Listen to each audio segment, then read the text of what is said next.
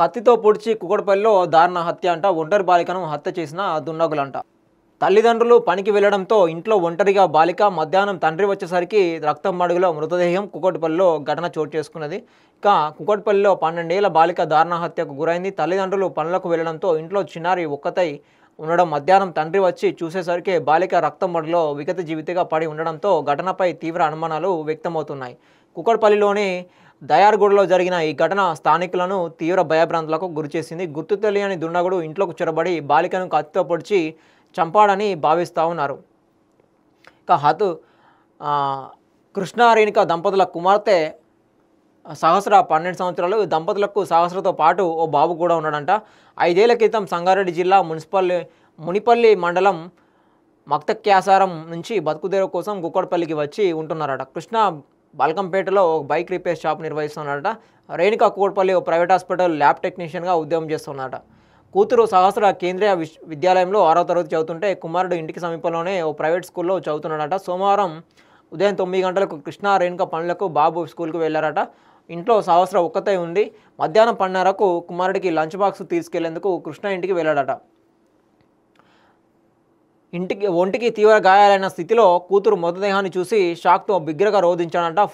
Phone చేసి భార్యకు ఘోరం గురించి చెబుతుంటే ఆమెకు భర్త మాట్లాడుతోంది కానీ ఎందుకు రోధిస్తున్నాడని గానం అర్థం కాకపోవడంతో పక్క వాళ్ళకు ఫోన్ చేస్తే జరిగిన మోసం గురించి తెలిసింది. డయల్ 100 ద్వారా పోలీసులకు సమాచారం ఇచ్చారట. Balanagar DCP Suresh Kumar, Kukatpally ACP Ravikiran Reddy, SHO KV Subbarao ఘటనా స్థలానికి చేరుకున్నారట. డాగ్ స్క్వాడ్, క్లూస్ టీం రంగంలోకి దిగి వివరాలు సేకరించారు. తమకు ఎవరిపైన అనుమానాలు లేవని పోలీసులకు బాధిత తల్లిదండ్రులు చెప్పారట. మృతదేహాన్ని గాంధీ మార్చురీకి తరలించారట. చుట్టుపక్కల ఉన్న సీసీ ఫుటేజ్ని పరిశీలిస్తూ ఉన్నారు. బాలికతో సన్నిహితంగా ఉండే స్నేహితుల గురించి కూడా ఆరా తీస్తూ ఉన్నారట. ఎమ్మెల్యే మాధవరం కృష్ణారావు బాలిక కుటుంబ సభ్యులను పరామర్శించారు. నిందితులను కఠినంగా శిక్షించాలని ప్రభుత్వాన్ని డిమాండ్ చేస్తూ ఉన్నారట. సో మొత్తానికైతే ఈ అమ్మాయి వీళ్ళ అమ్మనాన్నలు వర్క్ వెళ్ళిపోయారంట.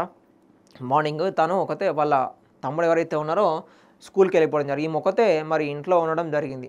సో మరి ఈమెకు స్కూల్ ఉందో అంటే స్కూల్ లేదు కావచ్చు నాకు తెలిసి, ఎందుకంటే హాలిడే ఇచ్చినట్టున్నది వర్షాల కారణంగా. సో మరి స్కూల్కి వెళ్ళలే కావచ్చు. వాళ్ళ తమ్ముడు మాత్రము స్కూల్కి వెళ్ళాడంట. మరి ఈ బాక్స్ కోసము మధ్యాహ్నము వాళ్ళ డాడీ ఇవ్వడానికి వస్తే చనిపోయినదంట. దానిలో చూసి మరి ఎందుకు చనిపోయిందని చెప్పేసి వాళ్ళ భార్యకు ఫోన్ చేస్తే అంటే జస్ట్ ఫోన్ చేసి ఏడుస్తూ ఉన్నాడట. ఏడుస్తూ ఉంటే మాట్లాడకుండా ఏమైందని చెప్పేసి పక్క వాళ్ళు ఫోన్ చేస్తే పక్క వాళ్ళు వివరించడం జరిగింది.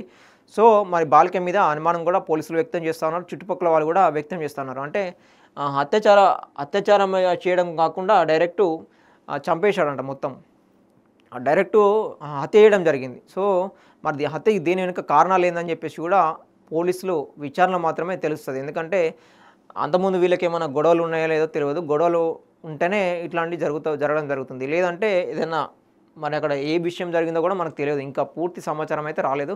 పోలీసులు అయితే ఎంక్వైరీ చేసి సీసీ కెమెరా ఫుటేజ్ తీసి అంతకుముందు అతను అదుపులోకి తీసుకుంటే కానీ తెలియని పరిస్థితి. సో చిన్నపిల్ల కాబట్టి చాలా బాధాకరంగా ఉంటుంది ఎవరికైనా. ఎందుకంటే కాలేజీకి కూడా వెళ్ళేది, ఇంకా స్కూల్కే వెళ్తుంది ఆ అమ్మాయి. సో చాలా బాధాకరంగా ఉంటుంది. ఎందుకంటే వాళ్ళు ఇక్కడ నుంచి వచ్చి సంగారెడ్డి నుంచి వచ్చి ఇక్కడ కుకట్పల్లిలో చిన్న ఉద్యోగం చేస్తాను మెకానిక్, ఆమెనేమో ఒక హాస్పిటల్లో టెక్నీషియన్గా వర్క్ చేస్తూ ఉన్నది. సో ఏదేమైనా ఆ అమ్మాయిని మాత్రము ప్రభుత్వమే ఆదుకోవాలి. ఏది వాళ్ళ ఫ్యామిలీని.